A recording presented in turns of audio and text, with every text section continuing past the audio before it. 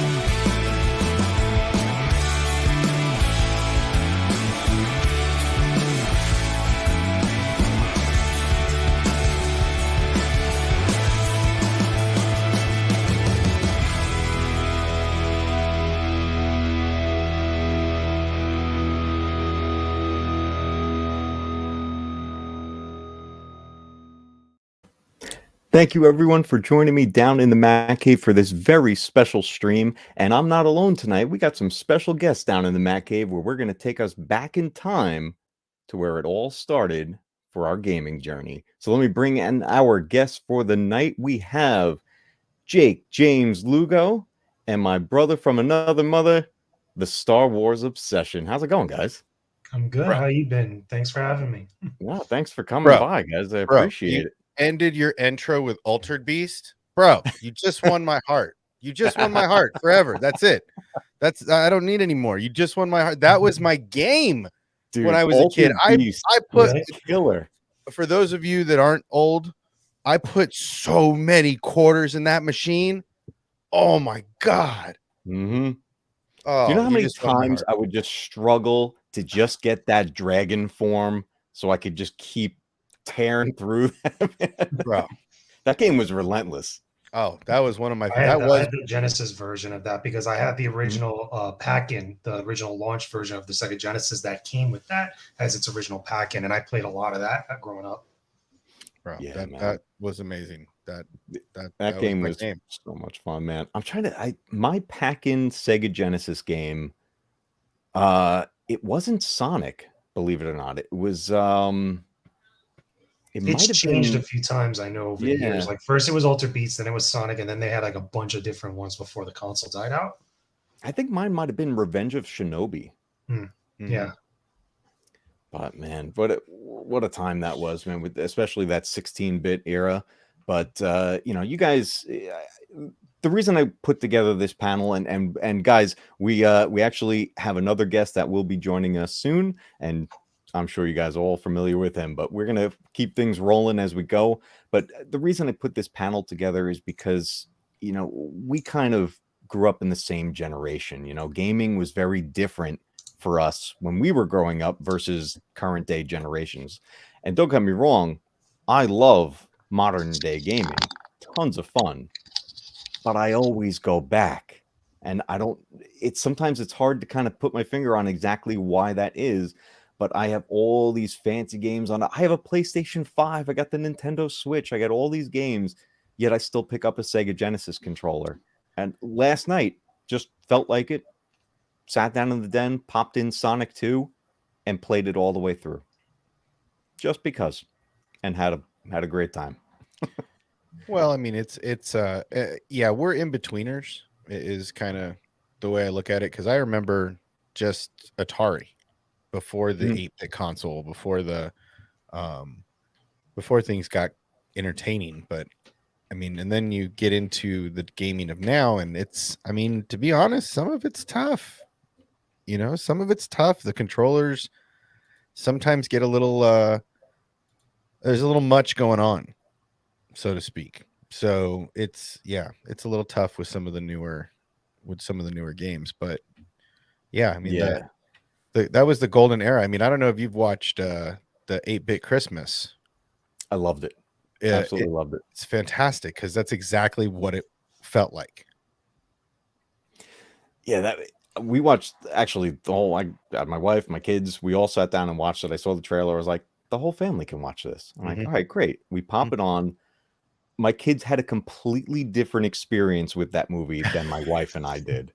And I think that's what made it so great. I'm like, this is our new holiday tradition movie now. I'm like, this, it just tells so many things. My wife was losing her mind when they got to the whole thing about the Cabbage Patch dolls and everything. It's like, Well, and the fighting in the stores. I mean, the Mhm. insanity of the late 80s, early 90s That was a thing. was Yes, a it was. thing. I mean, there wasn't an online purchase. You waited in line for, I mean, overnight. If you were really, you had to have it. You camped out like you did for movie tickets and concert tickets. And if you Mhm. didn't get there in time, you were asked out for the year. There People was were getting no, smacked up for a tickle me ammo. Pretty much. Exactly. Literally. And speaking of people waiting in line, we have another featured guest. Everyone, please welcome Daryl the Derelict from the Vactube. Hello there. Hello hey, there, sir. What's happening, fellas? What's Hey, going on? We're fastening our nostalgia belts and we're going to talk some retro gaming tonight.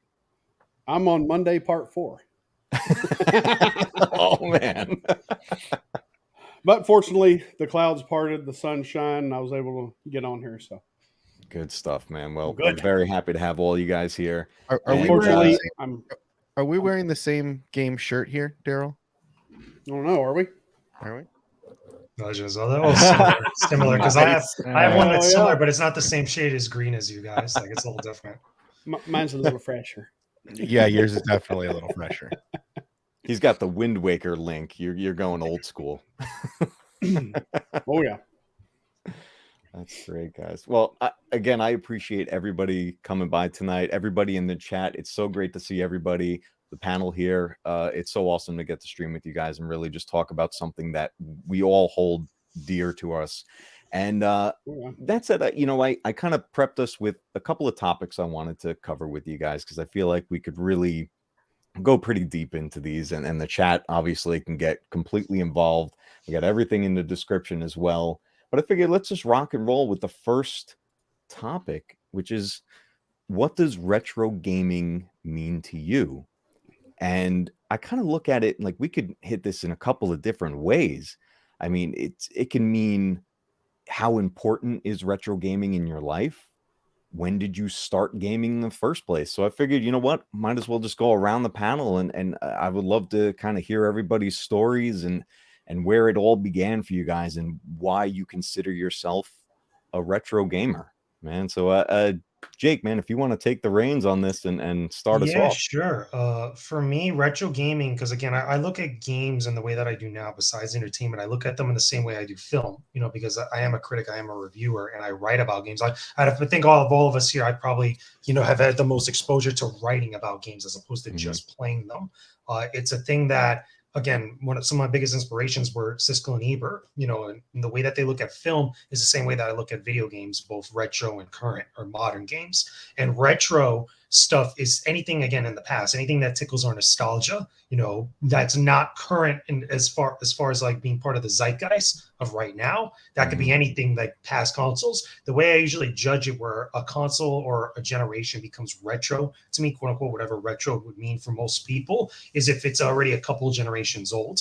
So right now we're already in the state where PlayStation 2 is considered retro right now at this point. And the same thing Yeah. also, even I would argue, or some people could argue, the Wii, because we're already like a generation or two away from it or getting to that point, for a lot of stuff. But I enjoy retro games. I think also, besides the nostalgia factor, is that games from back then that are considered retro are a lot more simplistic compared to the games that we have now in the modern day. I mean, we were talking before about how games are so, complex, and they could be really challenging and, to play even. A lot of games from back in the day, from the late 80s into the early 90s, and even right before the 2000s, I would argue, they're a lot more simple. They have a lot less steps or a lot less of a barrier to entry when it comes to getting into them or actually getting into the hobby of games. At least that's how it is, for most people now. Because again, we have a lot of young people out there where they only know really the last couple console generations because that's what they grew up on. And we're a little different because some of us grew up during the 16-bit era, some of us during the 8-bit or the arcade era. Like, it's a little different for everybody. We all at least have the same like circumference of like, emotion was when we play games. Like, we all just love to have fun playing them. Oh, absolutely, man. That's and you really hit the nail on the head with that. It's a lot of games back then you could just pick up and go. Now, that's not to say that every game was like that. There were plenty of challenging games back in the Oh day. man, there were well, and for me, retro gaming. I mean, I don't want to. I know Daryl's off doing his thing for a second. But retro gaming for me is the stuff I played as a child, right? And that goes back to the Atari 2600. That goes back to when Nintendo first came out, and you were seeing who on the block had it because it was new, and that was the era of video games melt your brain, right, and make you an awful person, right? And so, but some of these games like were really hard, like really hard for children. I mean, yeah. So it's I mean, there were games that you played for months and months and months. That was my introduction into strategy games, right? Like full blown, early Sega Genesis strategy games.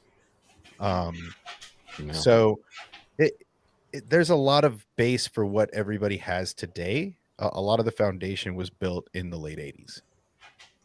Oh yeah, absolutely. Yeah, most man. Definitely.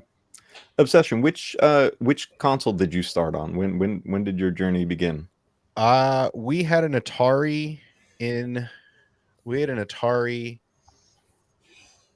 as long as I can remember. So some of my earlier memories were on a tube, probably a 27 or something like that inch tube TV, with the Atari, that I clicked the wrong button. Well, in our Atari, we didn't have the cable, the cable jack, right? It was the bunny ears attachment, right? The RF switch. Yeah, the RF switch. So it was, like I said, it was a different time, and channel 3 and channel 4 for a lot of people. Yeah, absolutely. And I just feel like that for me is this, like I said, the stuff I played as a kid. I mean, my earliest game, I remember the ET game. That was hard as hell for a little kid. That was one of the harder games. Pitfall, some of the early games. I mean, the 2-player games were fun, but some of the harder games were single player. And on 2600, that was it. Oh yeah. Yeah, man.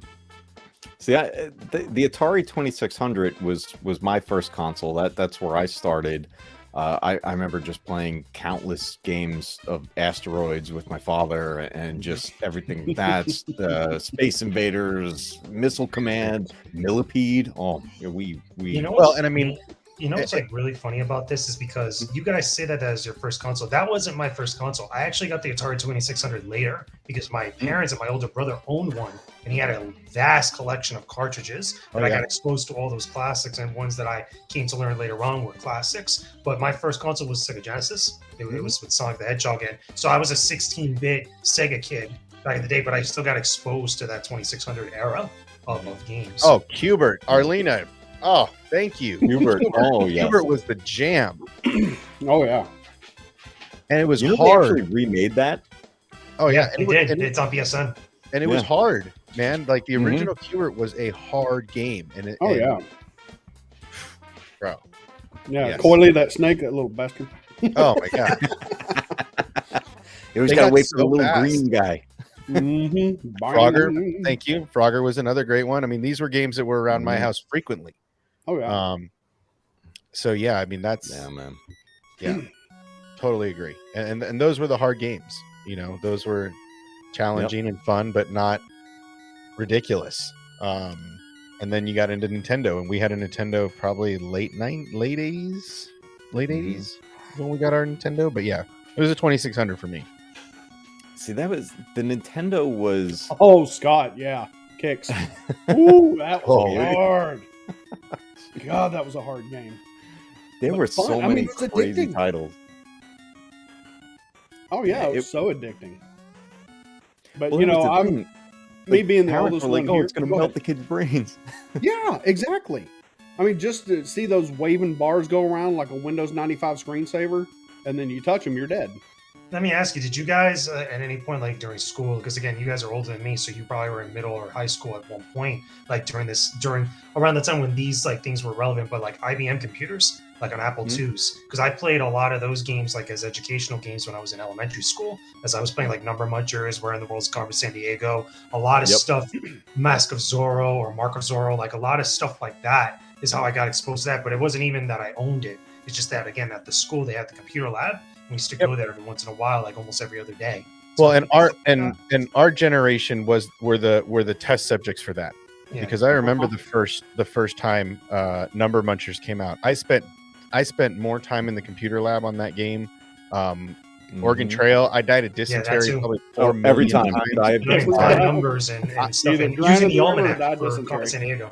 Carmen San Diego was probably one of my favorite games because it was hard and I was dumb. So it wasn't easy for me because I wasn't the sharpest crayon in the box. So for me, that was a fun game that I think they could really have some fun with today if they really. You know, it's Oh, funny yeah. you say that because I recently I did a list because I had to do a list for Hispanic Heritage Month, and I was going through the top 5 of major Latino game characters or Hispanic game characters. But you have to know Carmen San Diego is technically, because I had to research this, I had to like quadruple check it. She's the first Latino or Latina / Hispanic / Hispanic woman character in games that's of significance that became a pop culture icon, and she doesn't get enough credit for that. Or exposure for that. there Yeah. there It's like a you huge don't. thing. A lot of people don't even know it, to be honest. Yeah, because you know who they give it to? They give it to Don Flamenco on the NES, and that's wrong because she actually predates that by a couple years. Well, even It's still, crazy. I mean, even just the character of Carmen San Diego doesn't have the following that it should, because that game after our generation kind of lost hold. Because it's an educational game. That's why a lot of people write off educational games. Right. And I mean, there were many versions of that game also. Oh yeah. You know, there were several Where in the World, Where in Time. Where in Time was probably one of my favorites because I love anything that relates to time travel. So I was like, oh my God, she's going through time. Yes. Right. But yeah, like that kind of stuff is to me retro gaming also, right? I feel like Number Munchers should still be used in schools today Oh, to yeah. help kids with their skills, right? You Yeah. should be using computer games to educate. I feel like that's a big loss in today's education system. Absolutely.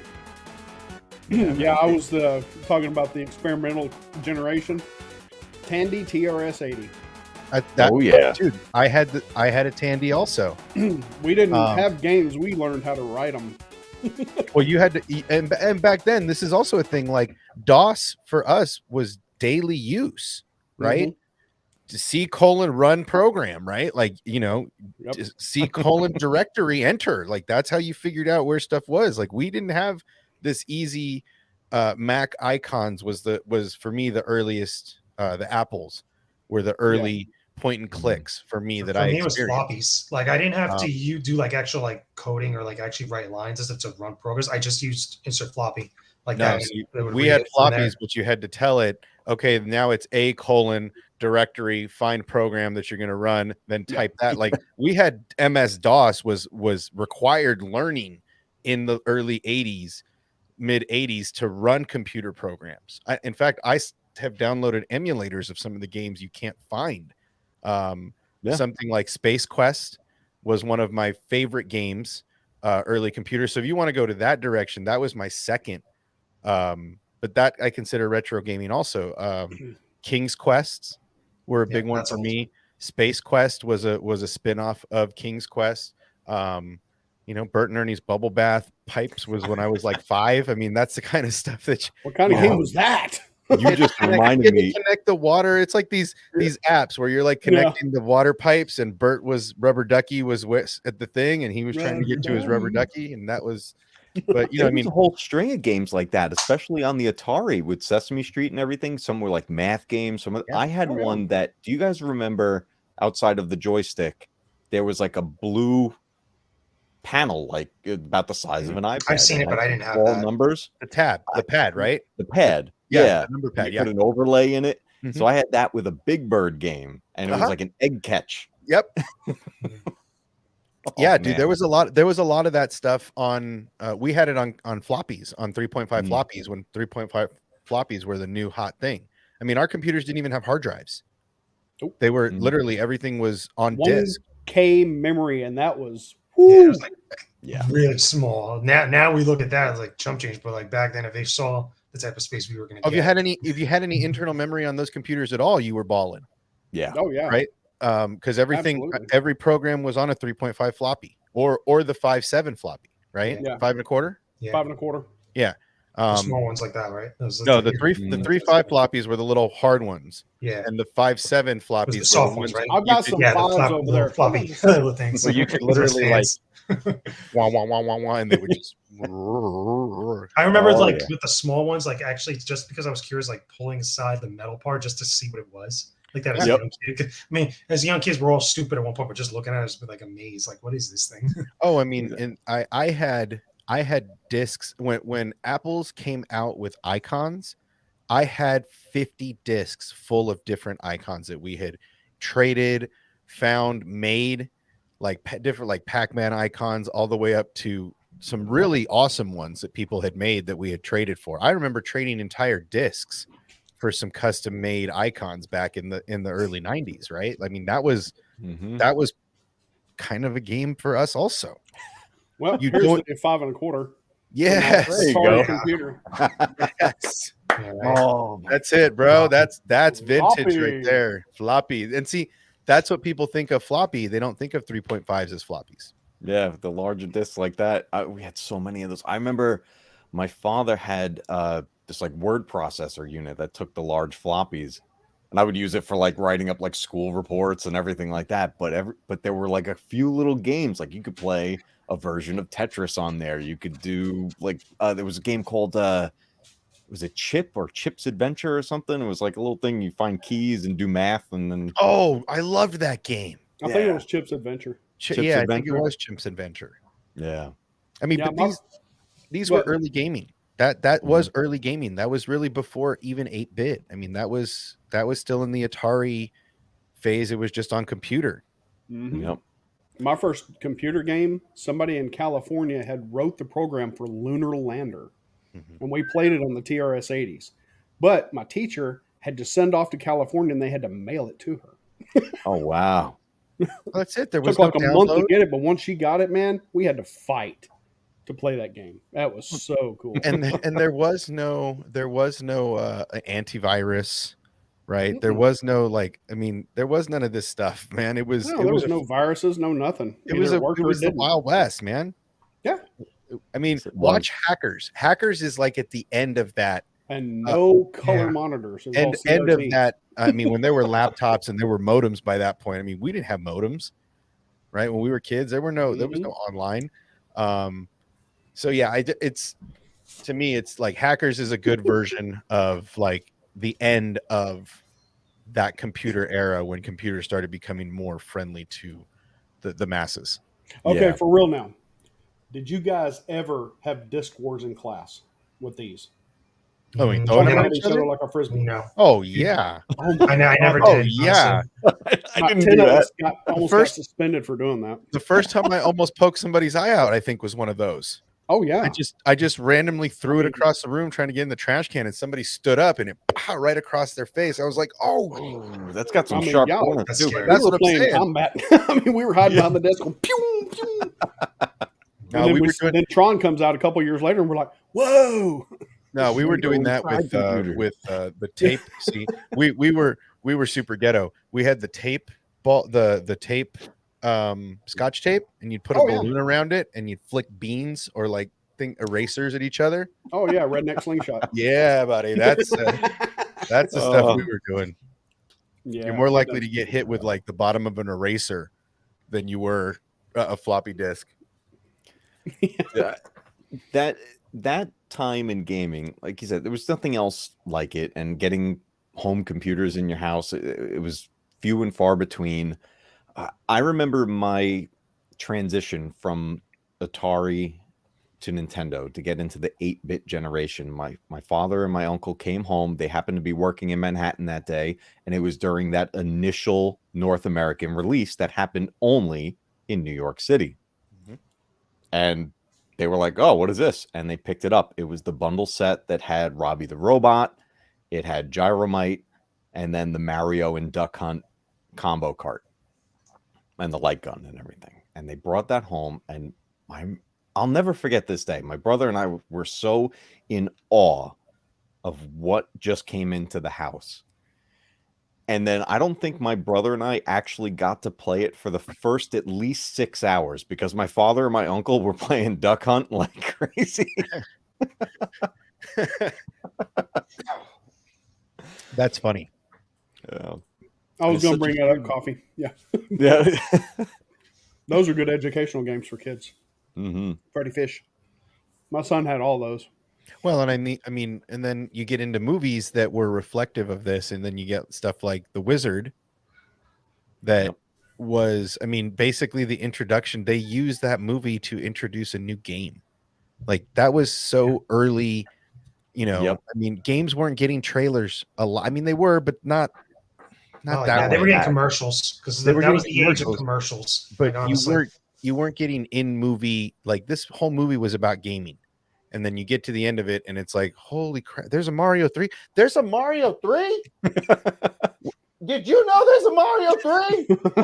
I didn't know. We gotta go. Right? Like you're breaking open your piggy banks because you saw Mario flying. You're like, Mario's Went straight flying! to Toys R Us Get right over after that. here! Oh, yeah. Mario's flying! There's gambling! Get in here! I mean, this is what it was like, right? You're sitting in your You're not room or in wrong. the family room, and you're watching that Yeah. movie, and you're calling to you're calling your friends on the phone. It was a real phone. You're like, "Did you see Mario fly? Holy shit!" Right? Yeah, Like, No, that that- took that's forever one to of the dial few too because we had instances the that were rotary like that. phone. yeah, because we had I mean, it was still rotary or if you had the punch Yeah, phones, dial. right? But I mean, you were calling your bud. Did you see that shit? that like whole time frame, like late 80s into the 90s, that was literally the age of commercials, like not just for like games but for toys, really. But you saw a lot of Oh, game yeah. commercials like on Saturday mornings, after school and the weekdays and stuff. For us kids, and again for me, growing up in the 16-bit era, that was really, really rampant for a lot of things. So like we would get like the Super Nintendo and Sega Genesis commercials, which are infamous for that console war time. But even yeah. then, for like other types of game stuff, like even for the Game Boy, like that's the type of stuff you don't see as much anymore with the way that they did it, because a lot of stuff we get trailers on YouTube and trailers like on pre-roll ads for a lot of different videos online. But that was a vibe and a thing that just won't ever be repeated ever again, I don't think. Oh, I totally agree. The console war generation is something like some people tried to say it was sort of the same with PlayStation and Xbox. No, it's not. Like, no, it's not. as Not someone that even- lived not in the same. middle of it, no, it's not. No, not Yeah. even. It was a close. different vibe. You were either a Nintendo kid or you were a Sega kid. Well, and it just there was no That was- middle ground. No, but that was tough because if you grew up in the arcades, you were neutral. It's only the people that grew up on the consoles that had that Mm. that had You that know- polarity. Because if you grew up in the arcades, you grew up with Mario, Donkey Kong, you grew up with Mario and Luigi and the POW and the Turtles, and right, you grew up with those old Mario games, but then you grew up with the Sonic Ultra or the Altered Beast and these other Genesis games. And I feel like the people that grew up in the arcade appreciated just games. You know something? Here's the thing that people don't understand about the console wars today, because they're very ignorant, they're very young, they show their age with this. Because one of the things of that console war, Super Nintendo, Sega Genesis, really, which were the two big ones at that 90s time frame, that was a time where it wasn't so combative with no matter what type of fan you were. Like there was always the debates, there was always the arguments and stuff, but it wasn't combative in the way that we see now in these console wars. Because back then, as someone that has done this, because I came from a family that wasn't rich to get multiple consoles like that, you would go to your friends' houses that had the other consoles, and that's how you would get exposed to the games. So when I first played the Super Nintendo, I went to a friend's house and I played Donkey Kong Country, Super Mario World, and other games like that for the first time, and I was fascinated by it. But also at the same time, even for people that I knew that it's the same console as I did as a Sega Genesis, some of them might have the same console, but will have an entirely different lineup of games and a library of games that you would just expose yourself to.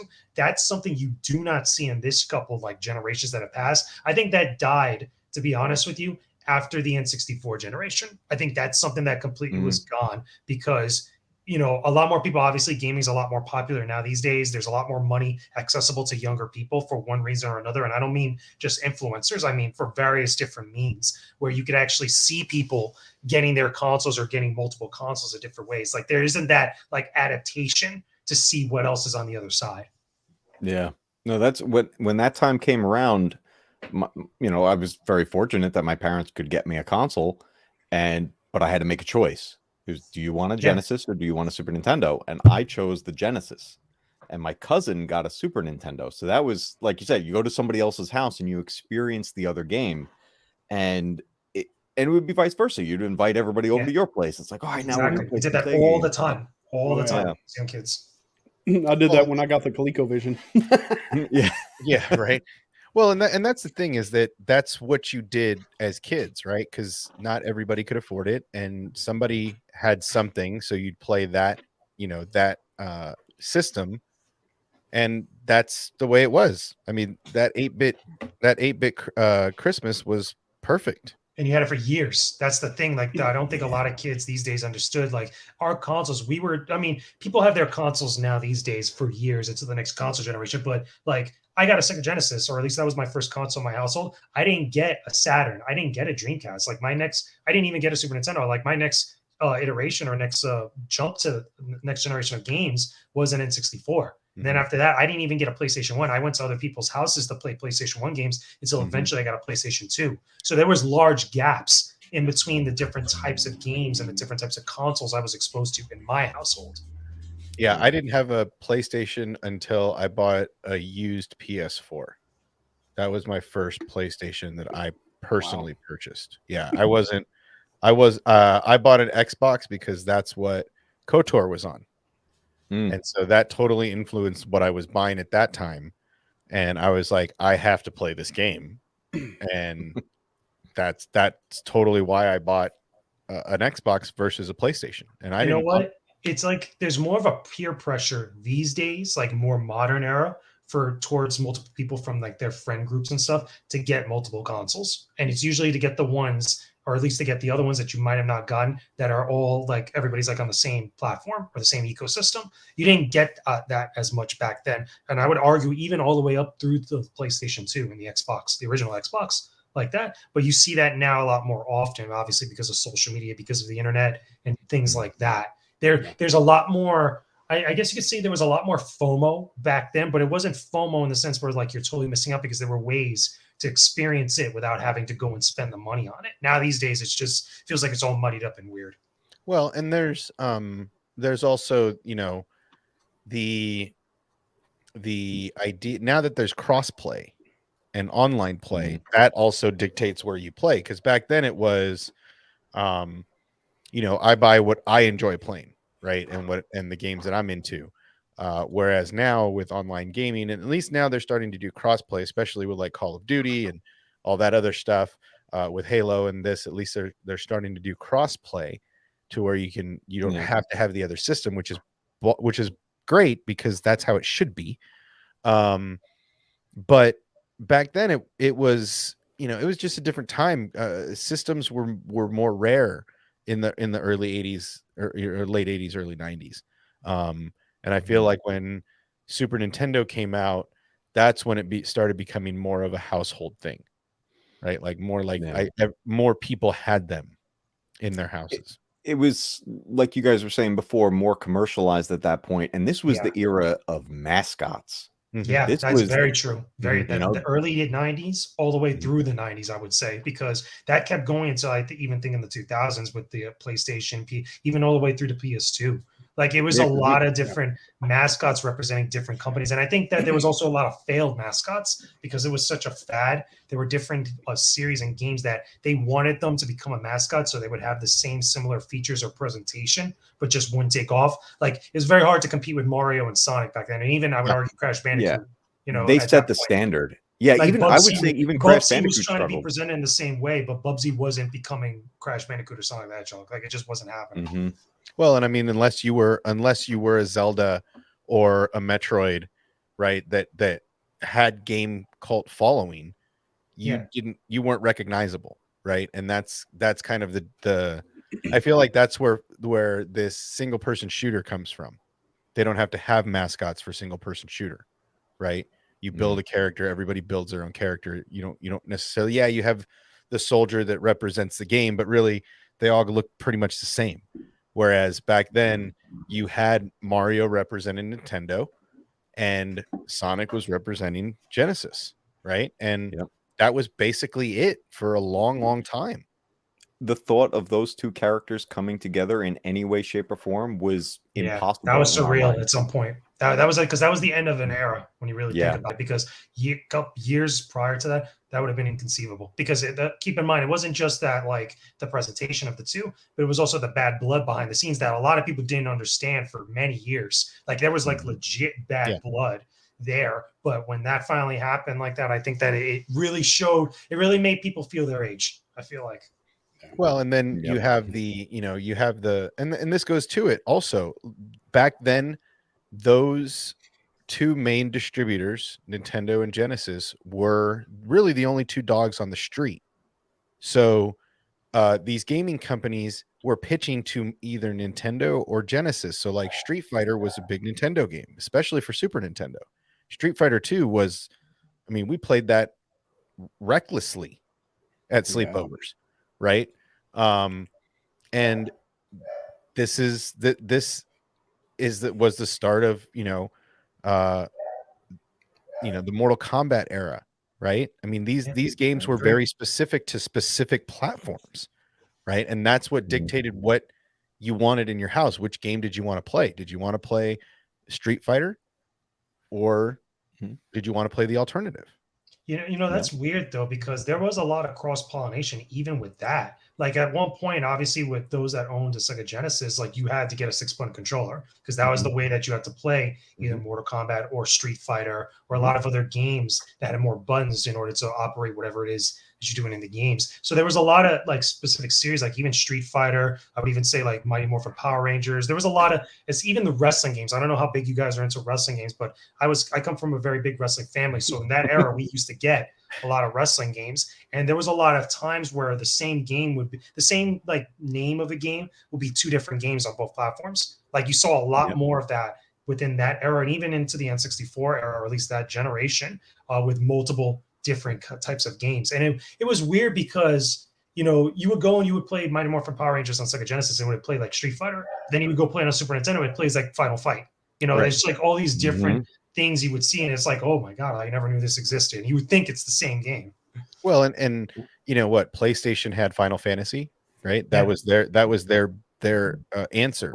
Well, for Super Nintendo for a while, Square Enix or Squaresoft had Final Fantasy there for a while until when the N64 came around, and then PlayStation ended up getting with all the bigger Final Fantasy games, which was 7, 8, and 9 afterwards.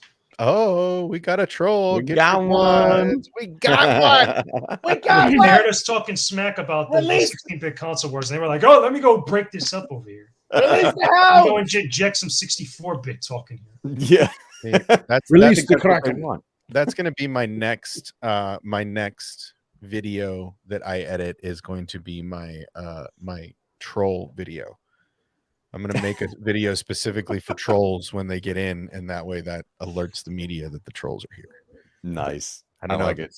I don't know. But yeah, I mean, Ninja Turtles, that was a big one on 8-bit Hyperstone Nintendo. Heist and Turtles in Time. Turtles in Time was fantastic. And There you were a guys lot of witnessed these. me go through that for the first time on my channel. There That are was a my lot first of these, experience. there are a lot of these games that were one console or the other, and I feel like that's a big part of retro gaming. If you don't remember the times of only being able to get it one way or the other, that was a big part of growing up in the retro gaming era. Yo, do you guys, let me ask y'all, do you guys remember certain publishers being associated with different consoles? Because I do. Like for me, with Sega Genesis, even though I was mostly a Genesis kid, I saw on the other consoles with other people, companies like Acclaim, Pro were always like really, because they produced a lot more third-party mature games like Mortal Kombat, like Maximum Carnage, like different games like that. And then on Super Nintendo, there would be things obviously with like Konami, obviously with Turtles in Time or Castlevania.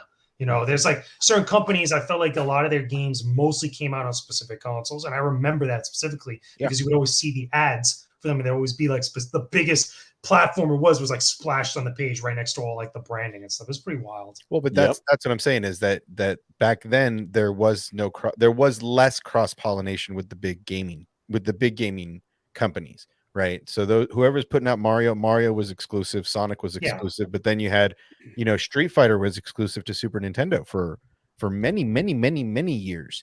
You had to have a Super Nintendo if you wanted to play 2-player Street Fighter like you did in the arcades. And I think Genesis had Mortal Kombat, right? No. The way it had it was that those games, specifically Mortal Kombat 1 and 2, came out on both, but they had it at different like months intervals, different months delayed, like one would appear on one or the other. And with Street Fighter, it was with Capcom, where first, I believe it came out on Super Nintendo, but then they had Champion Edition, or the Special Champion Edition, which was Hyper Fighting, that came with the 6-button controller for the Genesis. Like, or at least, you know, they've been marketed where you have to get the 6-button controller from Sega in order to play that the right way, like how it was, because all 6 buttons were laid out kind of like in an arcade.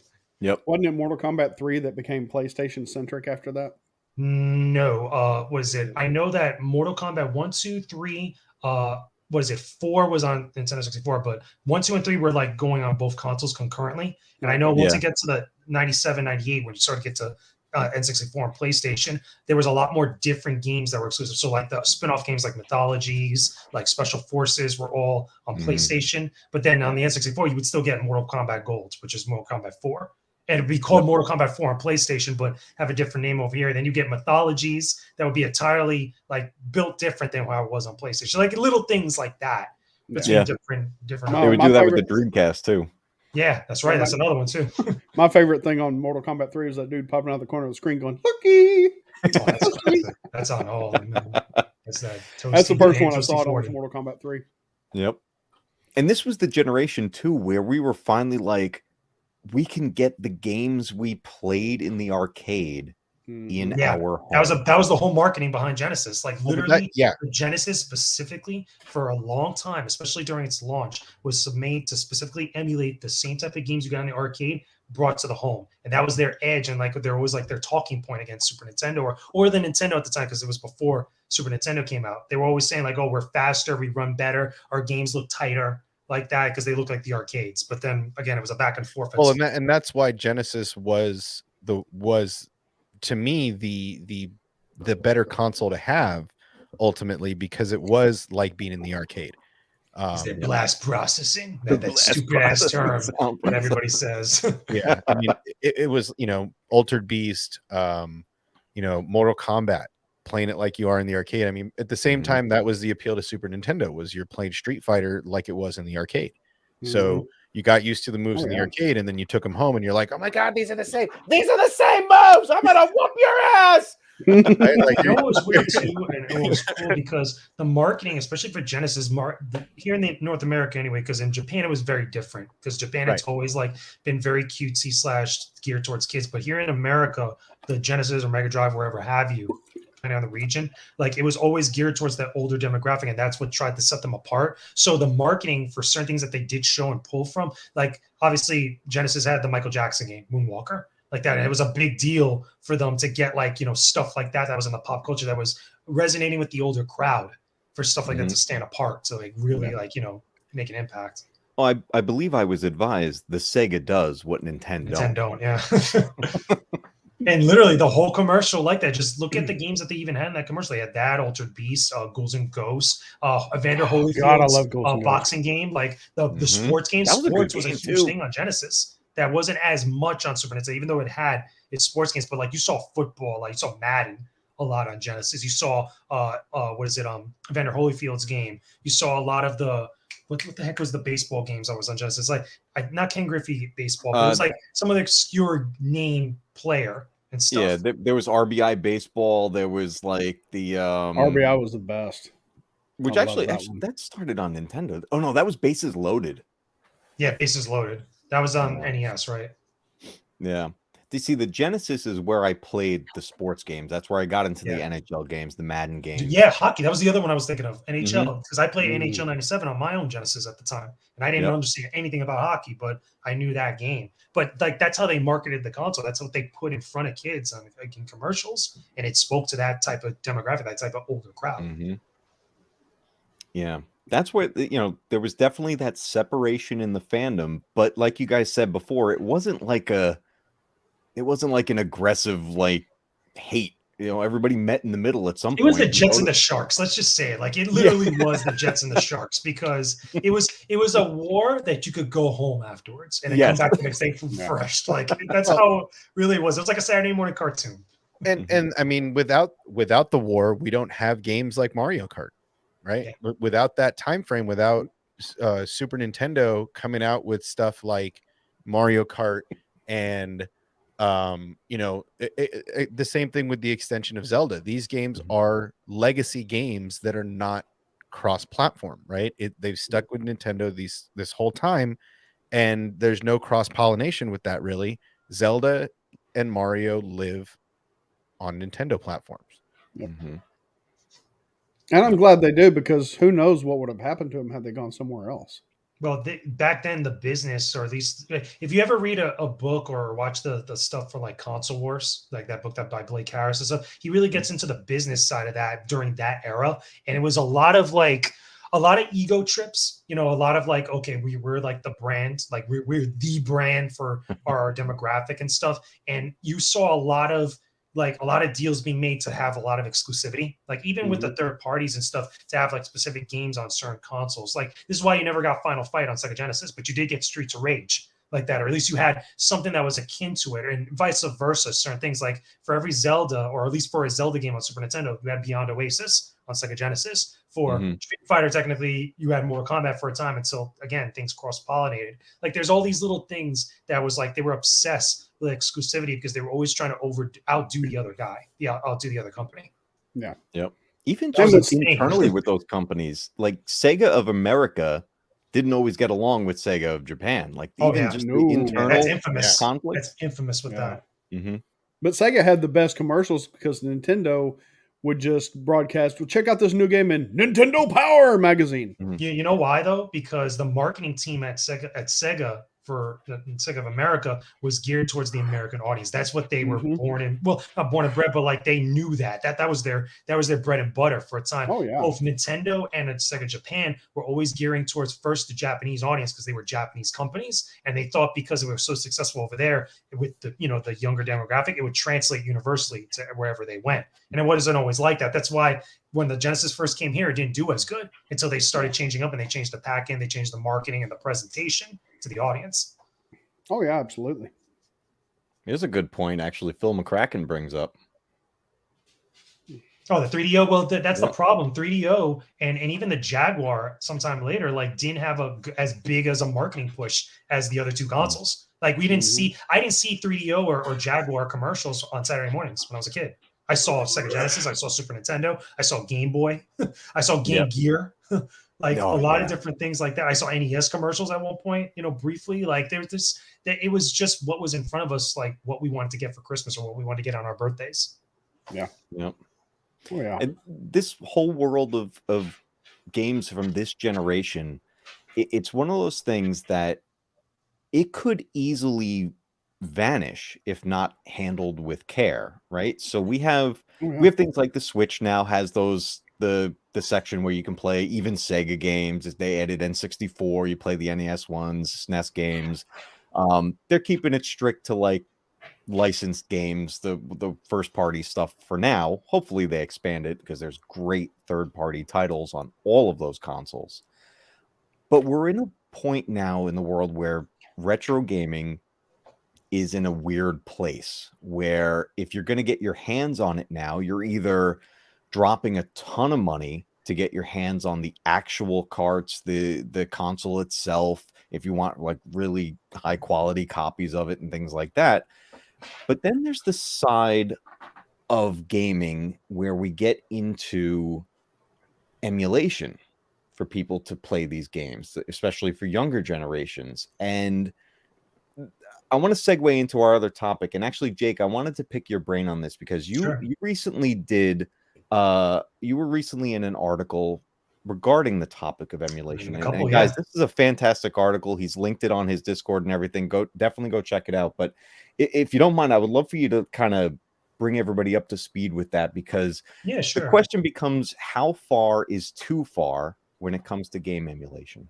Well, let me put it this way. For now, these days, like in our era, like that, number one, don't do what Kotaku did to Metroid Dread. And again, that's a little bit of like inside baseball with the media and the way that emulation, piracy, and like homebrew stuff is looked at, as opposed to other parts of the industry, which is like officially licensed and released games. But the way I look at emulation in general is this: if it's a current game that you could buy on the store shelves right now, or buy on the online store like eShop, PSN, or Xbox Live Arcade and stuff, then you shouldn't really be pirating it. You shouldn't really be downloading a ROM or actually playing it on your PC if it's not meant for that platform. Like the big argument that Kotaku was trying to make was that Metroid Dread running in 4K on a Switch emulator is a great thing that you should know about, but it's like the game just came out the day before. Like in retail, like to me, that's in poor taste. That's poor taste in media as a media person, as a critic, as an editorial writer. But it's also in poor taste if you just care about games. It's like, yo, you're trying to really hurt the sales or hurt the perception of this game. Like it's not that good. You got to go do this other homebrew stuff to enjoy the experience. Like it just looks bad.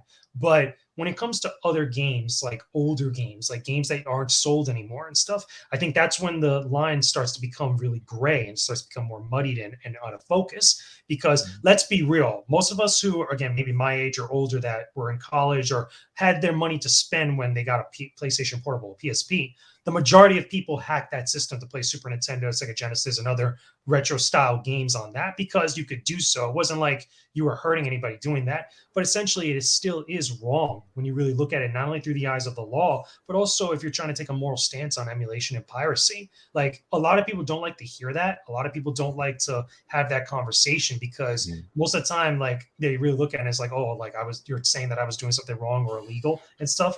And it's not always the case. I think that emulation is a real key, helpful tool when it comes to preservation. Obviously, then that's an entirely different discussion that people get all over the place with. Like, because what are you talking about then? Are you talking about getting over by not buying a game for a couple bucks? Or are you talking about preservation? Are you talking about just personal enjoyment, for something you can't buy on any sort of like platform like that? That's really where people need to define what they're talking about exactly, or what exactly they want to get into. Because if you're just going to be bouncing all over the place, nobody's going to get anywhere with that discussion. It's always going to be that people think that emulation and stuff is piracy, it's bad. Some people are going to fiercely defend it and stuff. It's all over the place. So people need to be more focused with it. Yeah, that's when you're trying to preserve these games. The thing is that even the companies themselves put out emulation. We get the PS1 Classic, the NES Classic, the SNES Classic, all these things coming out, right? And we've seen these versions of these things over the years keep coming out. And what do we always see? We see basically the same lineup of games every single time. It's the first party games that keep coming out over and over. How many versions of Sonic can you find out there? Like on all these, like right? Hundreds of them, right? Yeah. But that's where like the third party games, which there are so many fantastic games out there. Like I can't go and just get a classic console like redone that has NHL 94 on it. Yeah, you want to know why? Because licensing agreements, one of the things that a lot of companies, especially the bigger companies, didn't foresee years ago was how long it would take before licenses run out, and if they would have any sort of relevance to bring them back in again to make more money on them. So people, certain games that people want to see certain games come back or re-release in some form, like GoldenEye. Perfect example. GoldenEye has been talked about, re-released for years and stuff. But do you really think some company like Nintendo, or any company for that matter, is going to have to go find the one that owns the IP for James Bond right now and pay out through the nose to re-release a game based on a movie that was from 20 plus years ago, give or take? Like that. That's the type of things, and people seem to forget and stuff. Like you could say that about any licensed game, and sports games are even more affected by it, because the roster updates, all these players and stuff that we had back then that are no longer relevant, that still use their likenesses and stuff.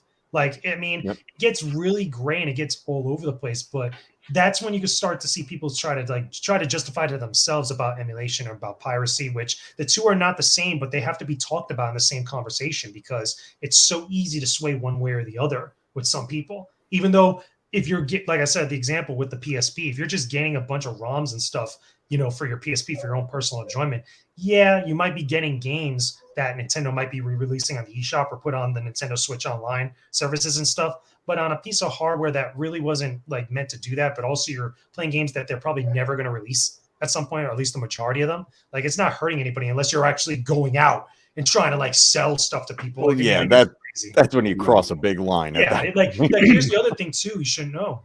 A lot of people don't understand when it comes to a lot of the arguments now with certain games like Smash Brothers Melee and a lot of other games that people want to play, like, in certain ways that are different from what they were intended back then. A lot of people don't seem to understand that Nintendo in all their products has a clause that you agree to when you first start playing their games that allows them to pretty much shut down pretty much whatever you do if you do something like that, like emulating a game, streaming a game that you're not supposed to stream, or was it playing a game in a certain way, like my example with Metroid Dread. Like if you're doing that and putting it out there, like they have the legal right to come shut you down or like do something or sue you or whatever it is like that. They have the way that it's written in legalese. And if you want a good example of it or a good breakdown of it, Richard Hogue from Hogue Law has a whole like 40-something minute video about it that goes into that entire thing. And it's actually worse than what people realize, just how bad it could get sometimes. Like it's insane. But when you start going down that rabbit hole, you learn some pretty interesting stuff.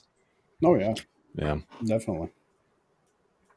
It definitely crosses a line at certain points, and like you said, if somebody's just grabbing these to go try to sell them and everything like that, that's wrong on multiple. It violates levels, copyright, right? it violates IP.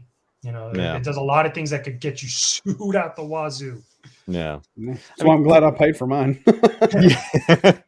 I don't think Nintendo's going to go after every person that like pirated a copy of a game or something, but like let you catch them on a bad day.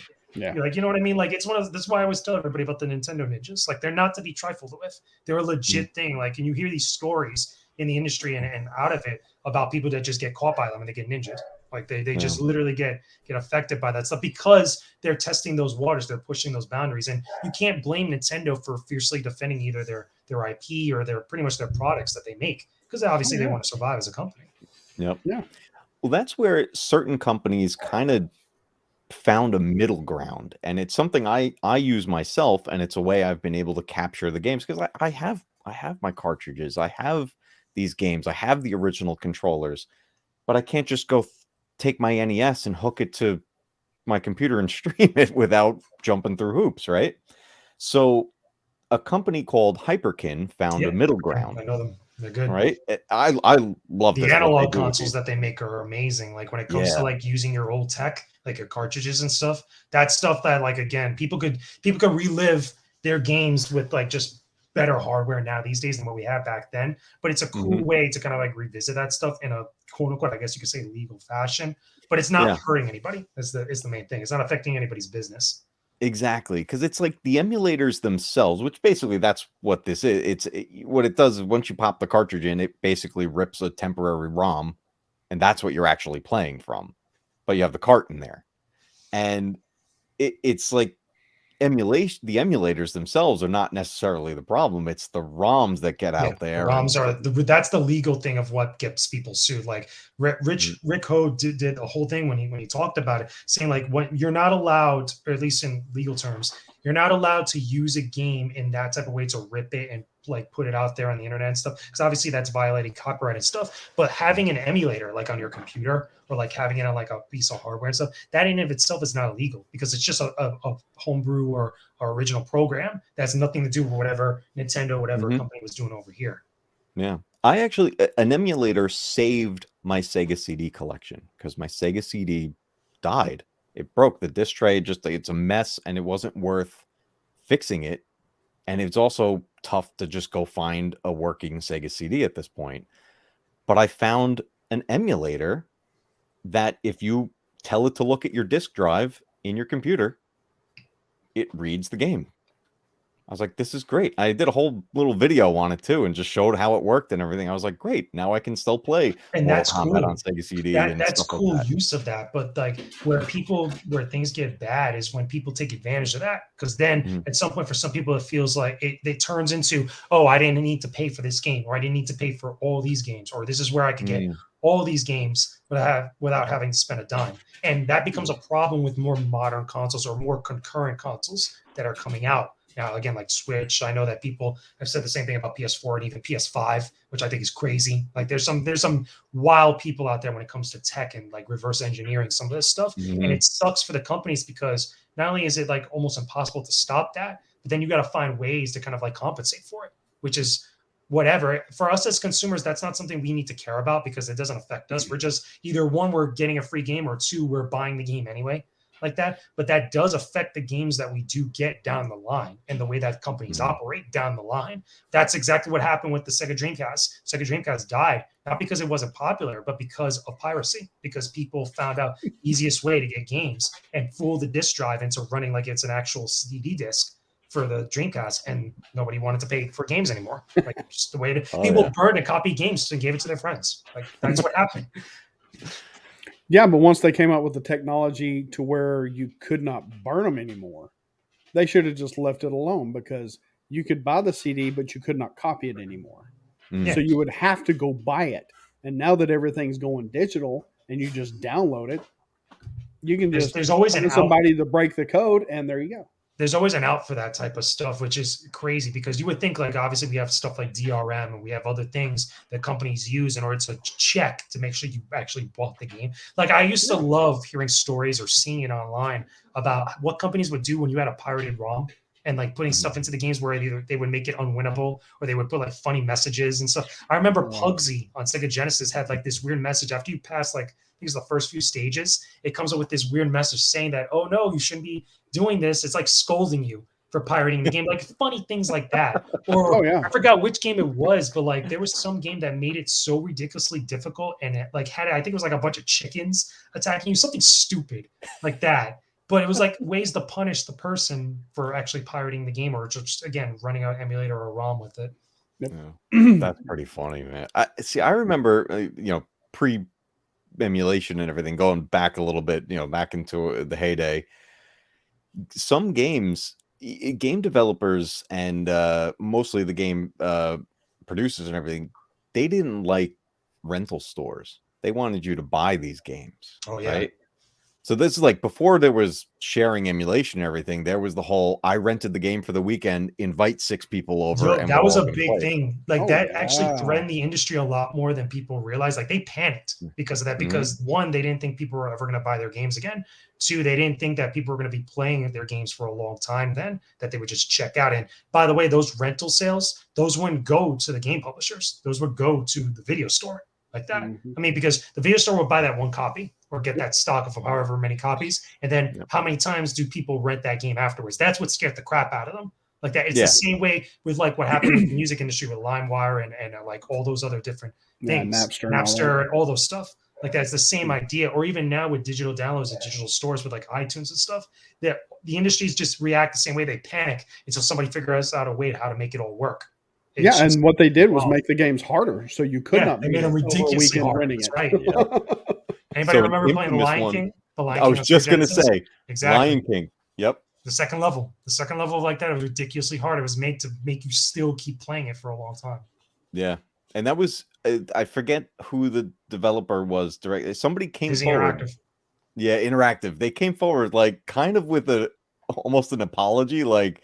Yeah, we purposely made that game hard enough that you could not beat it in a 2-day rental. Still in Disney Interactive. I remember this. Like, yeah, my bad, guys. Like,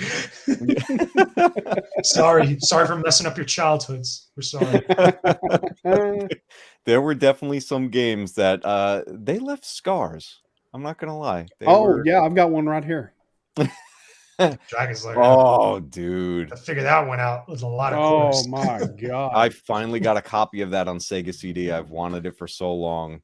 It's such a beautiful game, too, but like trying to, again, playing the arcade, you have to spend so many quarters how to figure it out to see everything. Oh, no. But it's such a beautiful game, beautiful animation. That was the thing. You walk into an arcade and it's the first thing that catches your eye because you look over and there's a cartoon playing on the screen. Yeah. Mm-hmm. It's the attract mode for the arcade games like that. It's dope. Follow Dirk the Daring. Yeah. When we were getting games, whether it was at the arcade or you're going to rent the game or buy the game, we didn't have the internet to look all this stuff up. We didn't have YouTube to show us Toys R everything Us about it. like ad the magazine. Ads. It was cover art. Mhm. You were sold Mhm. on those cover arts, man, Yeah. and you could Oh, get yeah. burned for an entire weekend because it was like, I just spent my money, the little bit I had. That's a lost art form. Like I wrote a whole piece Oh, about this years yeah. ago about box art for video games back then, especially during the 80s and the 90s. Like that is an art form that has really gone away because obviously with the way information is exchanged nowadays, but also I think that a lot of companies just stopped caring about what their box art was. That you still get cool box arts from here to there, but like you won't ever get a box art like this anymore that looks like a freaking painting, like in some way, like Mhm. even Altered Absolutely. Beast, because we were talking about Altered Beast before. It looks like a Greco-Roman painting, you know, stuff like that, like hyper realistic. Like you don't see that anymore. Oh yeah, man, all that artwork was just so beautiful, so beautiful. And the gaming manuals, they added to the story in a lot of cases. Yeah, it's true. When's Well, the like, last time you got a game with a manual? Not no more these days. Like Mhm. Nintendo's cheap. You actually got people. I know I have a couple friends that actually make custom manuals for certain games. I know a friend of mine that does it for PS Vita games. That he actually did. He sent me one for Dragon's Crown on PS Vita and was it Unit 13. It's stuff like that, which is cool because it speaks to that that crowd that remembers stuff like that. Yeah. Yeah, I heard somebody talk about it earlier today on a video, and I can't remember if it was you, Matcave, or not. But I think it was it X-Wing or TIE Fighter or X-Wing versus TIE Fighter came with a book that had a story in it about the pilot. Nice. Yeah. And it didn't have to because it was a badass game to begin with. But now you got the story, you know who the character is, spoke to Luke Skywalker, had Force tendencies and everything. It was just great. And now you just get, oh, here's this dude. He's dressed in a dress. Go shoot him. You get the moose head. I think that stories for some of those older games, like there was some that I could think of off the top of my head, like Zelda, like Ghouls and Ghosts, like Altered Beast, that had like that page description of what a story is, and then the game kind of like showed you it in its way without showing you cutscenes. Certain games here and there, but you kind of gathered everything just from like that starting point, that introduction of it. Like at least some games, or the majority of them, had that as like a basis for some people, and then you kind of just went off on it, on your own, until you got a sequel later on. But like you don't even get that as much anymore, besides like cutscenes and stuff. Yeah, I mean, one of my favorites on the NES was Solstice, and it was like a Lord of the Rings type game. Princess gets kidnapped, you're a wizard, and you gotta go get her from the bad guy, and you gotta solve all these puzzles to get to her. The only exception to this, that like all the stuff we're just saying, is RPGs and JRPGs from back then, because JRPGs specifically, like obviously all the story is inside the game itself, like through the dialogue and stuff. But like even with Western RPGs back then, it's the same thing. Absolutely, man. Yeah, it's definitely a lost art form, and I think I would love to see it come back in some fashion, but I don't think it really can now that we're in the digital age. I mean, hard copies are a thing. Limited Run still does it, but like again, that's like a very niche thing. I was shocked when the Switch came out and they went to cartridges. I mean, they're the little tiny cartridge, but still, and you're, for the most part, you're just downloading it right to the system or whatever. But I was pretty surprised they even took that route. I loved cartridge-based games. I mean, there was something to be said about load times on these, and just even the design of the cartridge itself. It had its own artwork on it. I like CDs and stuff, but it wasn't the same. It wasn't like popping in a cartridge, right? Yeah, well, there's a thing with like, again, like thinking back now with my own Genesis, like the smell of like when you first played a bunch of games and you go to change the cartridges, there's a distinct scent to it, like that's the heat from like the system and stuff. You get it, like even when you go to blow into the cartridge, like it was a thing we were not supposed to do, but we all did it back then, blowing into the cartridge to make it work. But like there's certain things about it that are just tangible that like cannot be replicated by like any other things now these days. Like it's just it's a thing that just a lot of younger generations will not understand, because like they just weren't put into that. Like now they obviously have digital stuff. They also have CDs and discs, which are not the same like that. Once the PlayStation, the first original PlayStation came out, I think that's when all that stuff really died. It was really just like everything just flipped. Yeah. I mean, there's a great documentary on Netflix for those of you who have it called High Score. It was about the Yes. birth of Yeah. video games. And oh my God, it's so good. I think I have So a friend good. of mine that's in that I know that actually does stuff in the industry that it appeared he was talking about briefly in it, about games. Hell, half the people in there, I was like, oh, I know that dude. I know that dude. But I don't. They just look just like the person I knew. Because it was all the late 70s, early 80s. So we all looked alike. Yeah. So let me bring us into the third topic I had, and I would love to go around the panel in this because I feel like everyone could potentially have a different answer here and reasoning behind it. But since things, retro gaming is something that starts to fade, and it's more and more difficult to get our hands on things, especially third-party games and things like that. Let me ask you guys, if you could have one console generation fully re-released now with its entire catalog for you to play, like everything, first party, third party, the whole deal, and you can play it on like your modern TV, everything, fully accessible from the company itself to re-release it, what would it be and why? Oh, that's easy. Oh, all right, Daryl, you got this, man. Super Nintendo, baby. All day long. Because one, that's the first one where Mario, other than Super Mario 3, that's where Mario had the cape. Yeah, Mario World's best Mario game ever. Super Mario World. I played that. It took me a year to beat it. One, because I was stupid. Two, because I didn't like use gaming manuals. The guides were just starting to come out when Super Nintendo came out, the strategy guides and stuff like that. And then I played A Link to the Past, Legend of Zelda, my favorite. And I beat that 100% with no help. I had to figure everything out. And just the challenge of that keeps me going back to that game again and again. I mean, I just did a playthrough a few months ago about it. And it's still great. I still love it. See, that's a system I'm finally getting into as an adult. Like I said before, I was the Sega kid, so I finally have an SNES. Like I'm playing Super Mario World for the first time.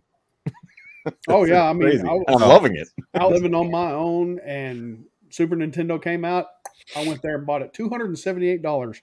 I still remember how much it was because that was a lot of money back then. Oh, you would. Oh, Wesley, I get it. How about you, Obsession? What do you got? I see something. I see. No, the I mean, wheel I think I'd agree. I mean, I played a lot of Genesis. I played a lot of Genesis, but I think Super Nintendo had the best catalog of that era. I think, Sega had some great games that I played at nauseum, but and rented at nauseum. But I just think Super Nintendo had the best catalog of that era. Super Star Wars, Super Empire, Super Return of the Jedi.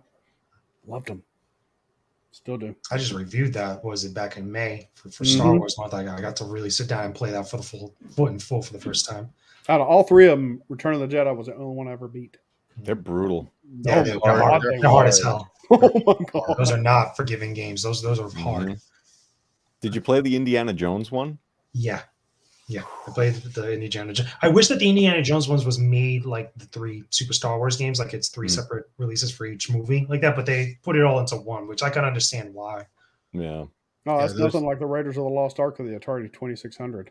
Oh, yeah. Those games were hard, man. Oh man, the tsetse flies got me every time. Those games beat the crap Every out of you. time. Like they're difficult. Like I've played difficult games before, like that difficult as far as challenging, but those like will make you like ruin your weekend with how frustrated you could get. People today have no idea the rage that induced. Well, They think they Like, rage that's now. Ninja Gaiden type so hard. wasn't Like that's ridiculously hard. there was I'm sorry, not Obsession. a difficulty level Mhm. back then, right? It was the programming of the game.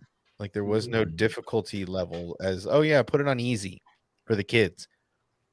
They were hard. Nope. That's it. That's all you got. Yep. It was, Make, like, hey, Nike you're just this do it. dot. Figure out what this glowing piece is, and then do something with it. Adventure. Adventure. Hard 2600. Yep. hmm Honestly, I remember when I finally figured out how to play that game, I felt like I could conquer the world. Oh yeah, I know. Honestly, if I had to choose a console generation, I would say one that does not get as much love as far as, especially for the third party stuff, like what that could be like if everything got re-released. I would say N64. And the reason being I would be a little different is because with Nintendo 64, yeah, we have the re-releases now, like with the Switch service, with all the first party stuff. But look at the third party lineup that was on the N64. Even though a lot of people dog and like clown on it, but like Turok Dinosaur Hunter, that whole entire series, the Star Love Wars that. games, Shadows of the Empire, and Rogue Squadron, since I just reviewed Rogue Squadron today. I mean, you also get Doom 64, which I mean we've had re-release now, but like you get games like, then you also get the wrestling games, all the WWF and the WCW games, which there were a lot that were like genre defining games of like different stuff. Mhm. Like even looking at my collection now, like I could just see like a bunch of different Ready to Rumble boxing, like even though that was on PlayStation too, but like it's just like games like that where it was not only a transitional period for Nintendo to be a little bit more mature that you did not see on the Super Nintendo, but also this was right at the cusp or right at the apex of when things were really starting to change with the 3D era, where you started getting more polygonal games as opposed to sprite-based games. So while the polygon stuff that was really pushing the envelope was on PlayStation, you got a lot of stylized stuff on Nintendo 64. Like there's very few other games within that era that looks like Turok, or at least any of the Turok games that are like that still somewhat hold up today. Because I would say, like, as much as I like Lara Croft Tomb Raider, that game does not look good, by today's standards. Like It's tough it looks going like a back to mess. PS1 games. Yeah, like it's just like Driver one of was those things still where fun, the polygon style does not hold up as well, like as opposed to like something what you saw with was it like Super Mario 64 or like Smash Brothers from that era, or like Turok or like Shadows of the Empire. Even though that game is still kind of rough, it still kind of looks like its style still makes it kind of like hold up today. Oh yeah, the replayability Absolutely. on that one alone is just phenomenal. hmm I just feel like that whole library would like really do well, especially with the third party stuff that's in it. Like look at all the rare stuff, Banjo Kazooie, Blast Mhm. Corps, all those different games that you could get out of that whole era, from companies like Rare that were like kind of like weren't the Rare that we would know them to become eventually, like, because they were still releasing games like Banjo Kazooie and stuff. Like it's just a lot of things in there that I feel like now these days when it comes to re-releases and compilations, other than the few that we've seen here and there, hasn't really been tapped into as much. And it could be licensing things. That's really what I feel like, because we got Turok 1 and 2 re-released from Night Dive Studios, but we're probably never gonna get Turok 3 or Turok Rage Wars, for one reason or another. Mm. But it's dope to see that possible in some way. Yeah, that's what I mean. Bringing back any of these console generations, like it would just be a dream come true. That's why, just like for me, growing up being with the Sega Genesis, I was the Sega kid out of the group and everything. And I was thinking about this before we started the stream and everything. I was like, which one would I bring back? And my easy answer would have been the Genesis. But to be honest, the Sega as a company officially blew me away with the Dreamcast. Yeah. That console, when that Revolutionary. came out, because we had the PS1 and we had the N64 out at the time, but the Dreamcast was on a whole nother level. Even with the VMUs that went into it. Dude, and that was they the had first online interactivity. console with Phantasy Star. That was the Yes. first online Yep. game like that of its kind before Final Mhm. Fantasy 11. A lot of people don't realize that because they think that the PlayStation 2 was the first online console to do that with SOCOM, with Final Fantasy 11 and stuff. But no, it was Dreamcast with Phantasy Star. Yeah. And even back in the day in Japan, the Sega Genesis went online. There was a the Sega Sega Network. Yeah. Yep. But it never got a North American release. It was just in Japan. They had an exclusive Mega Man game on there. The Wily Wars. Love Mega Man. Oh my God, I love Mega Man. Somebody clip that. Oh man, but yeah, I for me, if the Dreamcast was fully, I'm talking the entire catalog. They had some good Yeah, wrestling. you get some games on fighting there, games too. in there. Good Oh, fighting you get some games. Football arcade games, too. perfect fighting games on Dreamcast. That's Marvel vs. Yep. Capcom 2 and like Yeah. CES, like Mhm. good ones. Rival Schools. Oh my God, just think They had about a it. good mix of a lot of things. They had a game that honestly, I'm still trying to find a copy of it. Of not Nightmare Creatures 1. I want Nightmare Creatures 2 on the Dreamcast. This game was phenomenal. It had an insane soundtrack done by Rob Zombie, and it was just a great horror hack and slash that was so much fun to play. It was almost reminiscent of Don't make not that it was the same side scroll side, but I would put it in the realm of like Splatterhouse and stuff like that, Okay. where it's just like horror hack and slash. But for me, like when I first saw Demon Souls, one of the first games I thought of was Nightmare Creatures. I was like, oh, that kind of reminds me of that, you know.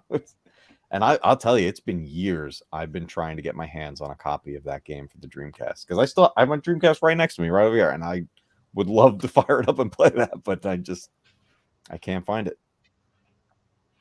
Wow, Crazy. Oh, man. that sucks too. Yeah, You know, it'd when be you cool do- to. Go ahead.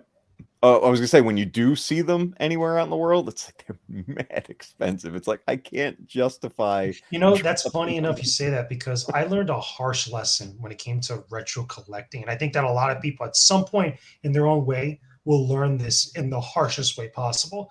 If you don't resonate with the console that you didn't grow up with like that, you're going to let it see dust, and you're never going to find a lot of value with it. I learned that the hard way with the Dreamcast, because I actually had a retro store near me where I bought a Dreamcast. I bought Sonic Adventure 1 and 2, Dead or Alive, I think 2 and 3, or 1 and 2, and like a couple other games with it. And I never played it. And it just sat there. Like I never felt the nostalgia. Like I understood its importance and I had everything that was related to the console, but it just sat there. And I just kept saying to myself, like, I felt like I was wasting money with it, even though I wanted it, you know, for my collection to be like a true Sega fan, the whole thing. I was like, this was probably the worst move for me, because this wasn't my console. This wasn't something that I cared for. And I feel like a lot of people, if they have yet to discover that or yet to run into that, they will eventually, because retro game collecting has become such a rampant thing now these days. It's been off the rails for a lot of people, and people spend money. People spend a lot of money on things that they kind of shouldn't really be spending a lot of money on. Oh yeah, like at Retropalooza a couple months ago in Arlington, Texas. Me and some other guys were up there, and a Nintendo 64 in the box, $250. Yeah, it's a lot. And then game, God, I can't Is remember. it was NRFB or it was just in the box? Like just It's just in the box. Oh wow. I mean, Wow. I don't know if it was new or not. The box looked old as hell, but he wanted $250 That's for a it. lot. I'm like, and some of the games are almost as much. Yeah, the hell with that. That's a lot. The thing is, I feel like people get price gouged like all the time. Oh, yeah. At conventions, at like, you know, retro stores, hobby stores, like all the time. Oh Yeah. yeah, some of the PlayStation 1 games that Loki was looking at, it was like, you're gonna good. I mean, It's like a whole console. one was like $350. Dude, I was looking on eBay earlier, just kind of curious about a copy of Resident Evil 2 on the N64. It's the only version of that game I don't own. And I'm like, I wonder what it goes for sealed in the box, and found it. It's like $2,000. Oh hell no. I'm like, no. I'm like, You know that's my who's to blame favorite for game that, of all though? time. And I'm like, I ain't dropping $2,000. You know who's honestly just to made me blame for pucker. that, in all honesty? It's us YouTubers, or at least a lot of retro gaming YouTubers that kind of increase the awareness of it. We're kind of partially to blame, because we tell people about it and the people remember it, so they go out searching for them, and that's what contributes to part of that side of the economy of retro game sales. But like, it's not entirely a bad thing. It's just that people just got to watch out where they buy stuff and be smart. Yeah. Oh, yeah. And that's where I want to say, like, to anyone watching and anyone who watches this after the fact, when it comes to retro gaming, shopping online is not your only route. Take a look around your hometown. Goodwill. There's going to be Go a to shop Goodwill. somewhere. Get some for Game a dollar. exchange. Yeah. I got a place local to me. It's called Game On. The owner is a great guy. We're in the same age group. You know, we grew up with the same things. We have the same love for these systems and games, and it's a fair deal. Like you can find some great games there that you didn't even think you wanted, and then all of a sudden there it is for a nice, reasonable price. He does trade-ins and everything. I'm telling you guys, like anyone ever looking to get your hands back on a game you had in the past, and you think the only way is going to be dropping 500, 600 bucks online, just look around your hometown. Keep these mom and pop shops alive, especially in the world of retro gaming, because you can find hidden gems and not break the bank. Oh, absolutely. Facts. I mean, they got the Game Exchange in the next town over from me.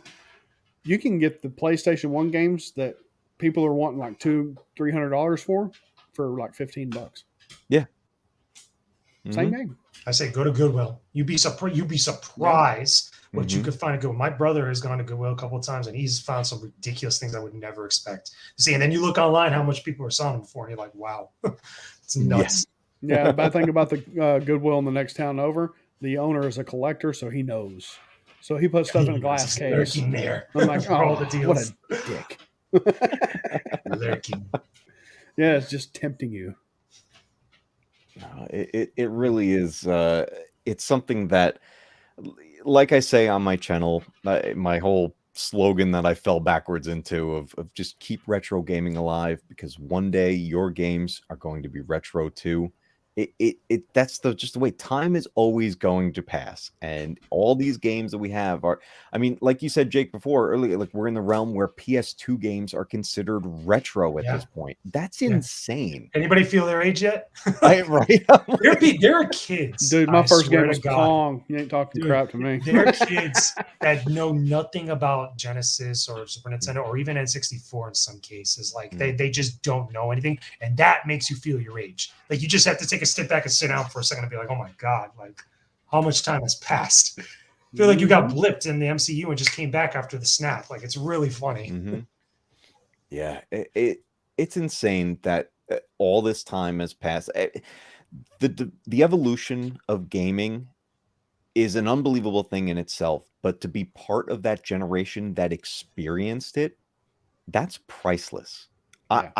I am so happy to have been born when I was born, because I watched everything change. Like I got to experience so many things. Like I was always a dork. I was always a nerd with all these things and electronics and everything. You realize we're the generations that got to see the birth of the internet. Yeah, that's a scary thought when you think about Isn't that insane? I was around when the internet was born. When you kids were little. Remembers? Like, dude, just you tell a kid about America Online, like AIM is the messenger, and they don't know about it. That'll make you feel your age. Yeah. Oh, Got an AOL disc in the mail. And when you called to cancel, they said, "Oh, we'll give you another 6 months for free." Can we send that to your Juno? or better yet, the phone bill when your parents got the phone bill afterwards. That you remember that? Remember the butt whipping you get from that? Yeah, I was on my own then. Net Zero and all that good stuff. Earthlink. These are the things that we experience that generations after us. Ain't nobody gonna be asking Jeeves anymore. Yeah. And nobody will know the struggle of the 56K modem. Oh my God. 28.8, man. No, 14.4. 14.4s. 14.4, you couldn't download anything but facts. That's all it would accept. I tried. Oh man.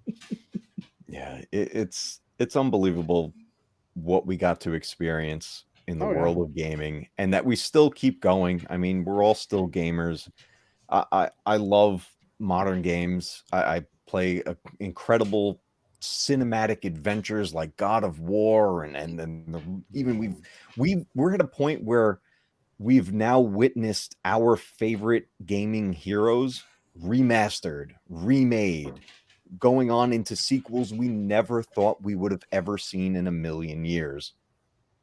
I mean, just look at Tomb Raider, right? This was an iconic character that stood the test of time and is now in a whole new realm. What? Hey, puppy. Yep, that's Mackenzie. She's like, hey, I gotta go outside. Hi. Yeah, even some of our like mascots or like our icons, like during those eras of games, some of them have died Killing too. If you think about it, like they've gone away. Like anybody remember Vector Man?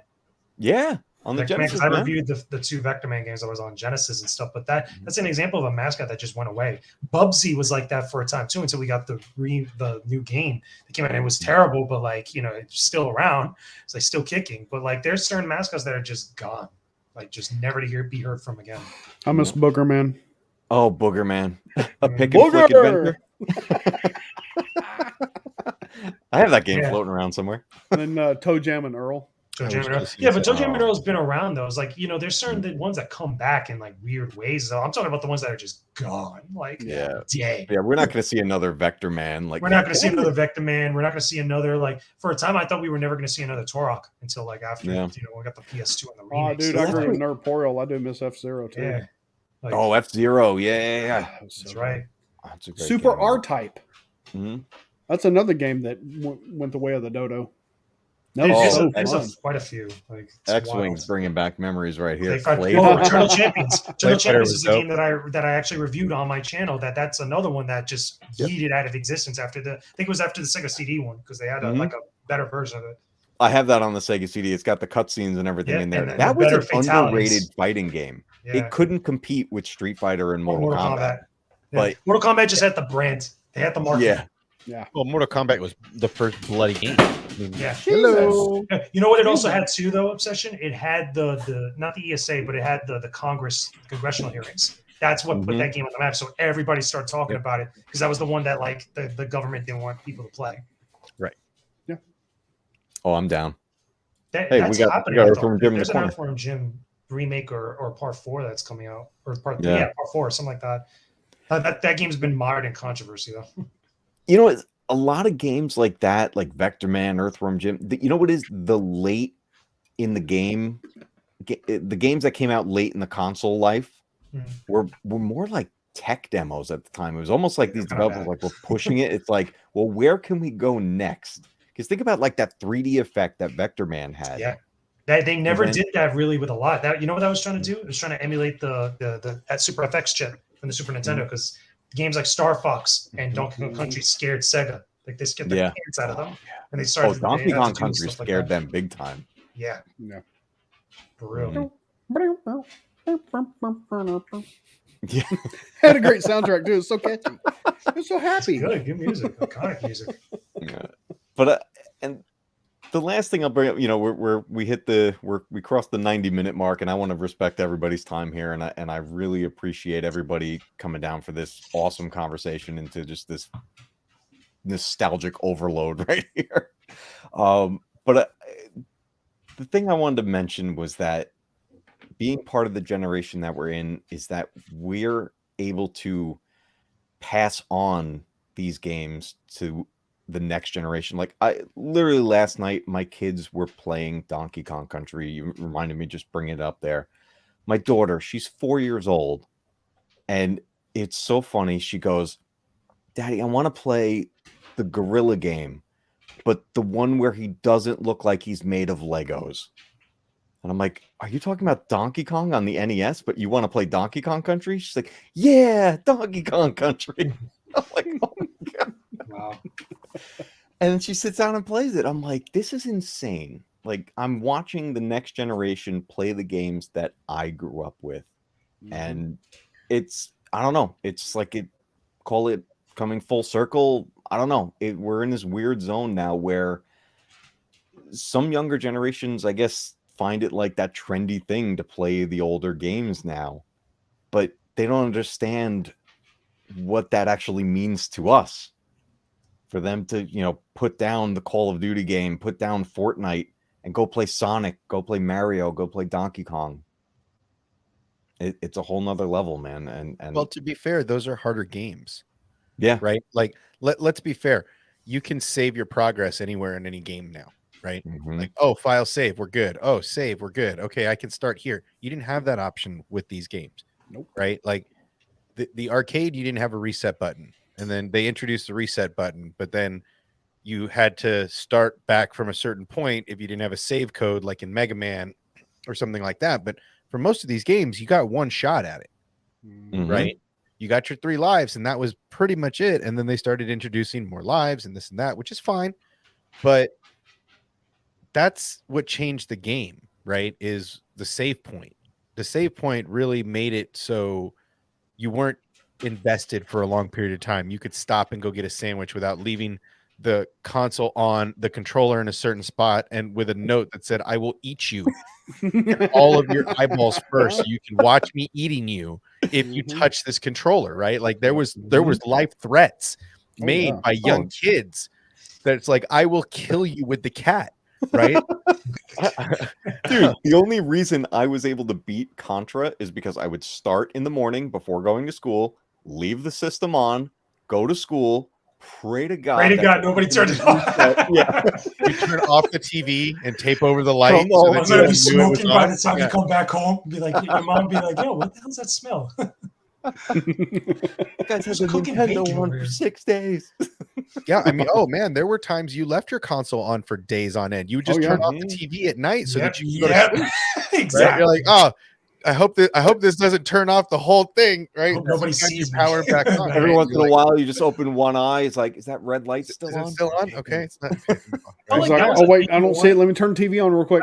I felt Okay. like that was a thing more when we started getting memory cards for like PlayStation and Mhm. also the memory units for the N64. Like when you didn't have those and you wanted to continue playing, but you didn't have enough money to buy like a memory unit, so you would do that and pray to God like nobody messed up your Well, game. and Oh, yeah. Mega Man, and like Mike Tyson's Punch Out, and those kind of games gave you save codes because you Passwords, yeah. can't sit there and do. They're hard as hell to do in one sitting, right? So you got a memory code for Punch Out or Mega Man, and those were the first two that I remember putting memory codes in and needing memory codes. So, yeah, I think that made a big difference. The save point made a huge difference. Being able to save at any point in the game was like, oh, Mhm. I could save. I can go get lunch and I can go to bed and come back and I'm in the same place. That changed the dynamic of gaming for us. Mhm. Kids nowadays don't understand that. They've had save points their whole lives. Mhm. And Phil, I have that on my Atari 2600 emulator. Yeah, it's a Yeah. must play, unfortunately. Yep. You just gotta. Yeah. Okay, I've played it, so there we go. It's done. It's out of the way. Oh, I love it. Well, on that note, guys, I want to just say thank you so much for joining me for this panel. This has been a talk that I've wanted to have for a while, ever since starting up the channel, and this is something I definitely want to continue doing this. And I invite anybody who wants to just head down memory lane. You're always welcome on the Matcave.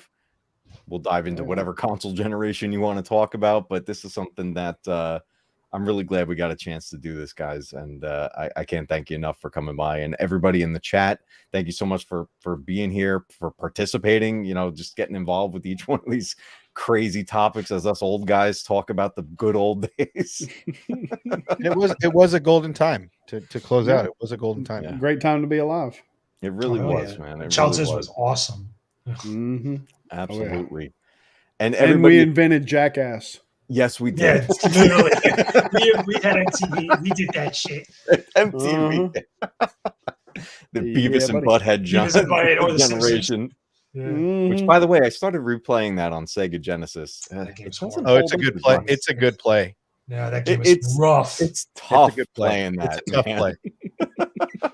The But I'm burger, gonna make my way through it. the rat burger and fries that's level hilarious. is hilarious. It's one of my favorites. Yeah. There's just nothing like it anymore, man. But no, I love it, man. And these are the games I'm always going to go back to at some point, and I think we all do. You just get that urge, Sometimes you just want to pick up a Sega controller or a Super Nintendo controller. You just got, it's like nothing else will do except for playing that type of game. So I love it, man. It's not within reach. I got an Atari controller up on that shelf. There you go. But before we wrap up, guys, anybody here who has not subbed to any of these awesome guys on this panel, please jump in there. All the links are down in the description. They got great stuff going on there. And guys, let's just go around the panel real quick. Anything you guys want to plug before we head on out? Anybody Don't want to go jump all first? at once. Yeah, who wants to go first? Like, just Jake, pick we'll start with somebody. you, man. Wait, start with who? You, man. You. Oh, sorry, me. Okay. No, I didn't hear. No, I didn't hear it before. Yeah, but yeah. So yeah, you guys could go check out my channel. It's youtube.com/gamerswithgames channel, or just Jake James Lugo in the search bar. I do new game reviews every single week. I cover retro games. I cover modern games. I do let's plays, unboxings, podcasts, a whole bunch of stuff. Today, if you're a big Star Wars fan like we all are here on this panel, I just posted up my review of Star Wars Rogue Squadron for the Nintendo 64. It's also on PC, but I grew up with the N64 version. Go watch the full video review. Leave a like on there. Leave a comment if you guys can. I'm trying to get YouTube to push my stuff out a little bit more because it needs my engagement up. But, check that out. Check out any of the other games that I've reviewed. A lot of other Star Wars games, a lot of fighting games, a lot of all types of stuff that I know you'll love. So check it out. Let me know if you enjoy it. Awesome, man. Good job. Daryl, tell us about the Vactube. Y'all know about as much about it as I do. And yes, I did that redundantly. Basically, we're just kind of a come hang and chill in the clubhouse and hang out, drink, shoot the breeze. Whatever we talk about, we talk about. Usually we have something we want to touch on, and then it takes a life of its own. Boy, does it. Yeah. It does. And, this Saturday, we possibly will not have our normal stream at 2 because Darth Arlena and I are going to be on pub chats with Fat Steven Seagal. Hey, there we go. Nice. So yeah, we're gonna be drinking a lot, It's Have gonna an be extra a one good for time. me. Sounds fun. dude. After the week I've had, yeah, Dave is going to be in the house. All right, Obsession, my boomer council brother. What do you got?